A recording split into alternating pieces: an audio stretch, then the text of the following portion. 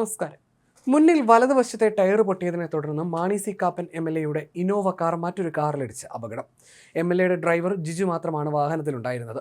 ജിജു പരിക്കില്ലാതെ രക്ഷപ്പെട്ടു. അപകടത്തിൽപ്പെട്ട രണ്ടാമത്തെ വാഹനത്തിൽ സഞ്ചരിച്ചിരുന്ന കോളേജ് പ്രൊഫസർക്ക് പരിക്കേറ്റു. കടമ്പനാട് കല്ലുകുഴി പോരുവഴി റോഡിൽ ഇന്നുച്ചയ്ക്ക് 1 മണിയോടെയാണ് അപകടം. MLA-യെ കായംകുളത്ത് കല്യാണ ചടങ്ങിൽ കൊണ്ടുവിട്ട ശേഷം ഡ്രൈവർ ജിജു പാലായ്ക്ക് മടങ്ങുമ്പോഴാണ് അപകടം.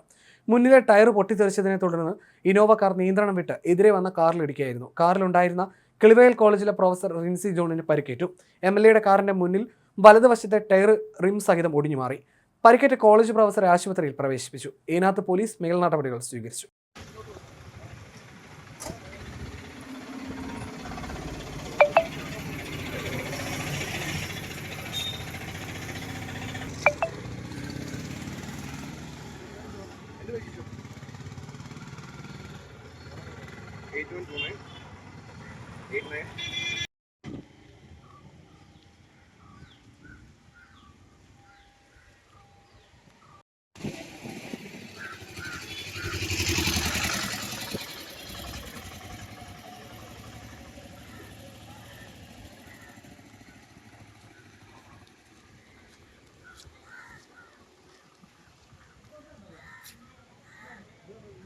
ടയർ പൊട്ടിക്കീറിയതാ.